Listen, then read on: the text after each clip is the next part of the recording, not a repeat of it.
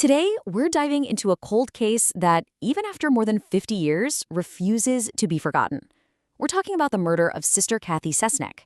It's a story that starts with a missing nun, but it spirals into something so much bigger, uncovering horrifying allegations that shook an entire archdiocese to its core. So that's the big question that hangs over everything, isn't it? Was this some random, tragic act of violence? Or was Sister Cathy silenced because of something she knew? To even begin to understand, we have to go all the way back to the beginning. So first, let's talk about Catherine Cesnik, or Sister Cathy, as everyone knew her. She was this vibrant 26-year-old English and drama teacher at Archbishop Keough High School in Baltimore. And from everything you hear, she was just one of those people, charismatic, full of life, and absolutely adored by her students. She was the teacher you felt you could actually talk to, you know? And then, just like that, on a pretty normal Friday night, she was gone. The last things she did were completely ordinary. She cashed a paycheck, she went to a bakery to buy some buns for her and her roommate. Then, she just disappeared into thin air. Here's how it all went down at first. Her car turns up the very next morning, covered in mud and parked strangely, but there was no sign of her.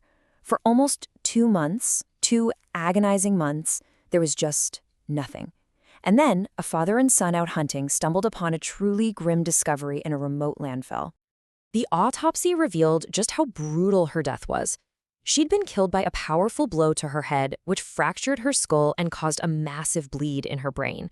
Let's be really clear about this. This was no accident. This was a violent, vicious murder. And for more than 20 years, that's kind of where the story just stopped. The police didn't have many leads, no one was ever charged, and the murder of Sister Cathy Cesnik became one of those tragic, unsolved cold cases in a dusty file cabinet. This is where everything changes.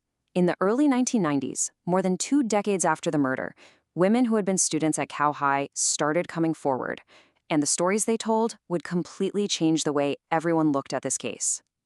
Okay, so the story shifts here from an unsolved murder to something much, much darker. Of course, you have our victim, Sister Cathy, but now 2 new central figures emerge. The school's chaplain, a man named Father Joseph Mescal, and 2 of Sister Cathy's former students, Jean Winner and Teresa Lancaster. And the secret they shared was absolutely devastating. They alleged that Father Mescal wasn't just a priest, he was a predator.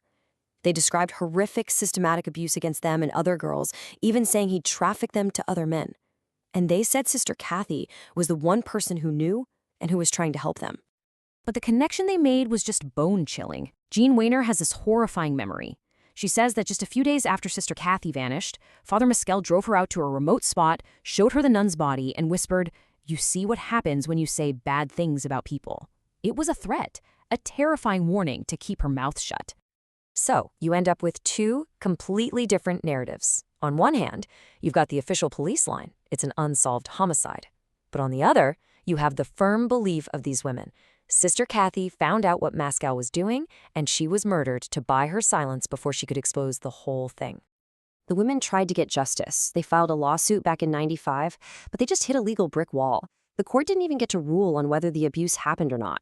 Instead, the whole case was dismissed because the statute of limitations had run out. Basically, the law said they had waited too long to file charges. Now, Father Mescal died back in 2001, and he never faced any charges for the abuse or for the murder. It really seemed like the case was at a dead end for good. But then, as science evolved, a new possibility opened up: DNA. So in this pretty major development, investigators got a court order to exhume Father Mescal's body. The plan was to take his DNA and compare it to evidence that had been carefully preserved from the original crime scene back in 1970. It felt like, finally, this could be the break everyone had been waiting for. But the result was just a gut punch to the investigation, and especially to the survivors. The DNA was not a match. Okay, so what does no match actually mean here? Well, the police were really quick to point something out. They said while his DNA didn't match the specific bit of evidence they tested, it does not clear him as a suspect. I mean, he could have been involved in the murder without leaving his DNA at that exact spot. So instead of a clear answer, it just left everyone with more questions. But that very same year, 2017, this case exploded onto the world stage in a way nobody could have possibly imagined. You've probably heard of it. A 7-part Netflix documentary called The Keepers was released. It laid out the entire sprawling story for a massive global audience. It went through the murder investigation, but more importantly, it gave a huge platform to Jean Weiner, Teresa Lancaster, and so many other survivors of Mescal's alleged abuse. And this brings us to the very real, lasting impact of all this.